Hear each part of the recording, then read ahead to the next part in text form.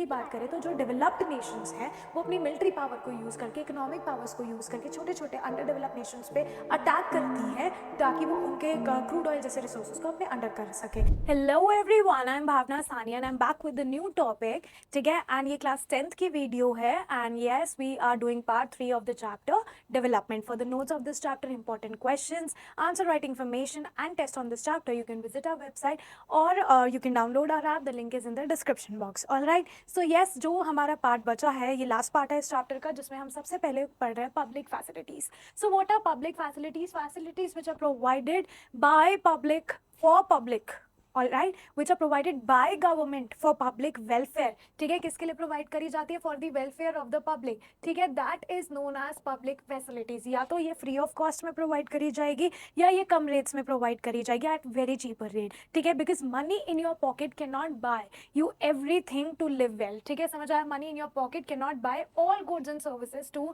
Live well. ठीक है, यहाँ पे हमें और भी चीज़ें होती है जो इमटेरियल होती है और वो काफ़ी इंपॉर्टेंट होती है, जैसे unadulterated food, unadulterated medicine, pollution free environment, clean water, clean environment, ये सब हमें चाहिए होता है। ठीक है, कम्युनिटी पब्लिक पार्क्स हो गई। So these are the facilities which are provided to us by the government for our welfare. Like communities में पब्लिक पार्क हो गया, डीटीसी बसेस हो गई for public transportation and so on.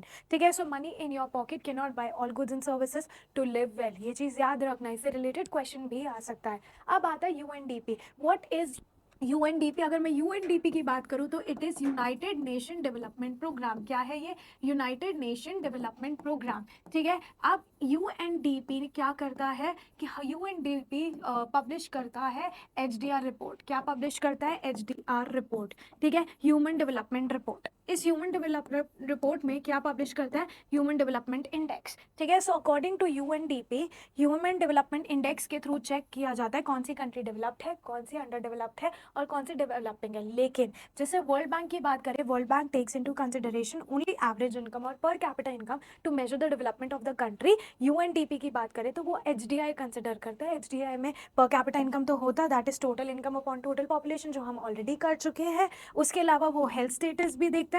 Health status में आपका क्या आएगा? Infant mortality rate. Health status में आपका आएगा life expectancy rate which is equal to 69.7 India का। ठीक है, अगर आपका इन्फेंट मोर्टालिटी रेट कम है, what is infant mortality rate? Number of infants below 1 years of age dying, उसको प्रोपोर्शनेट किया जाता है 1000 लाइफ बर्थ्स के साथ। अगर आपका इन्फेंट मोर्टालिटी रेट है कम है, लिटरेसी रेट हाई है, तो वो कंट्री को डेवलप माना जा सकता है। और इसमें एजुकेशनल स्टेटस भी कंसिडर किया जाता है, जिसमें हम लिटरेसी रेट चेक करते हैं, नेट अटेंडेंस रेशियो चेक करते हैं, नेट एनरोलमेंट रेशियो चेक करते हैं। सो ये तीन चीज़ें को कंसिडर करता है human development index to check whether the country is developed और अंडर डेवलप्ड। ठीक है, या फिर डेवलपिंग। ठीक है, अगर मैं कंट्री की बात करूँ कि what is the best measure to compare the development of the country, I would always prefer HDI. क्योंकि वर्ल्ड बैंक का इसलिए मैं प्रेफर नहीं करूँगी, वर्ल्ड बैंक की लिमिटेशन ये है कि वो सिर्फ एवरेज इनकम के थ्रू कंसिडर कर रहा है, उसमें डिस्पैरिटीज हाइड हो रही है और रिच और पुअर का गैप पता नहीं चल रहा। लेकिन यहाँ पे ऐसा कुछ भी नहीं है। ठीक है, यहाँ पे हम हेल्थ स्टेटस भी कंसिडर कर रहे हैं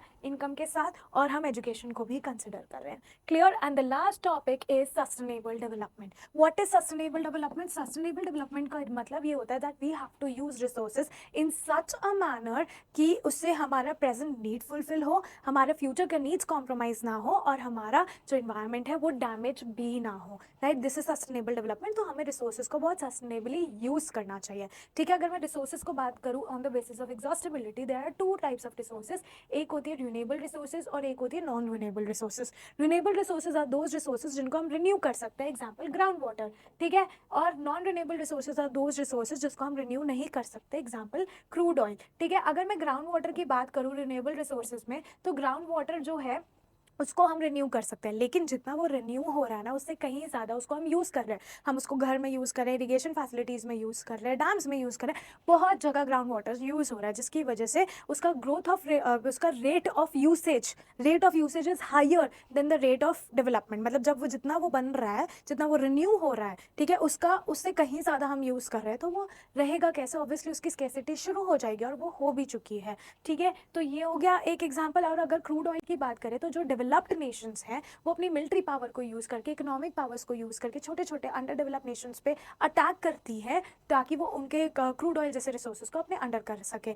जिसका मतलब है कि यूएसए और इराक के बीच में भी इस वजह से, पेट्रोलियम की वजह से, क्रूड ऑयल की वजह से वॉर हुआ था. So do you think that we are using resources sustainably? Answer in the comment box. तो आपको क्या लगता है, हम रिसोर्सेज को सस्टेनेबली यूज कर रहे हैं? yes or no, answer in the comment box. And yes, again answer को रीचेक करने के लिए you can visit our website, all right, और डाउनलोड आर ऐप. वहाँ पे आपको इसके notes, answer write information and test भी मिलेगा, एमसीक्यू टेस्ट होगा. yes, for more such videos do not forget to subscribe our channel. And yes, I'll be meeting you guys super soon in my next video.